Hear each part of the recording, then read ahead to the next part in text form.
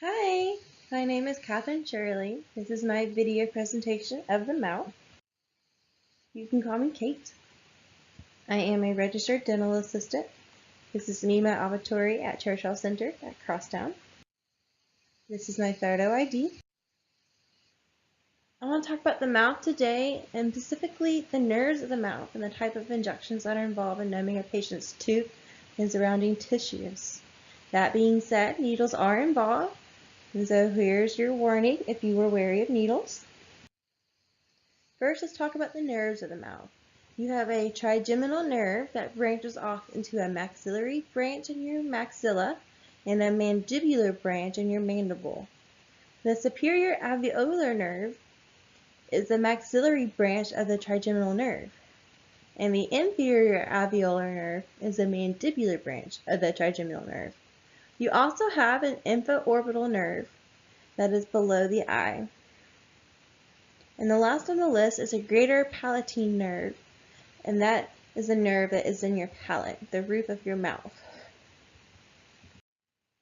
This is Dr. Michael Shirley, my current boss and the dentist that I work for. He's also my dad and the source for the dental knowledge that I'm providing in today's presentation. This is him and his crocodile Crocky. First, let's go to the dental clinic, and I'll put us in the dental chair to talk about the injections in the mouth.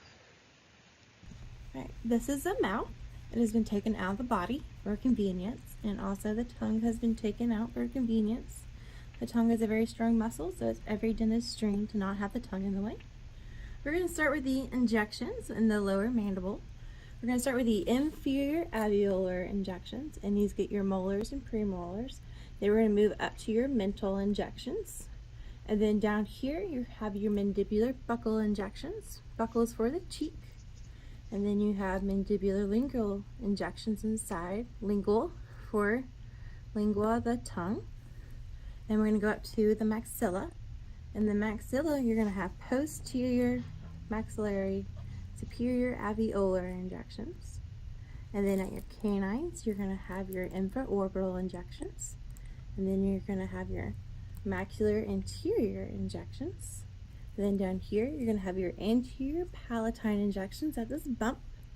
This injection is very painful to patients, and as well the posterior palatine injection down here. I highly recommend flossing your teeth in the upper teeth because these are the most painful that we have.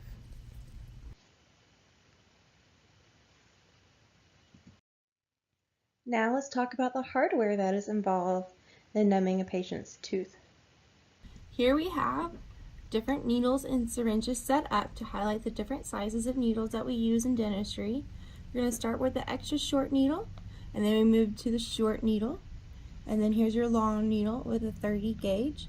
And here's another long needle with a different gauge, a 27 gauge. And here is a scary bone needle with a 15 gauge, and this goes strictly into the bone like a mandible. And up here is a ligajet. This goes into the ligaments between the bone and the tooth. And this is a very painful injection.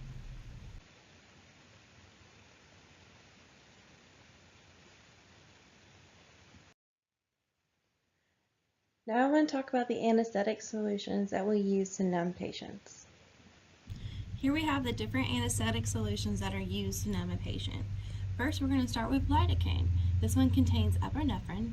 The epinephrine makes it have a longer duration. Okay, and then we're going to go here to our Muricaine, which is also called mepivacaine. This one has no epinephrine, which is good for people that have blood pressure problems or heart problems, or is just way too nervous about being at the dentist. And this is Septocaine. This one has epinephrine to have a long duration, but it works on a different mechanism than lidocaine.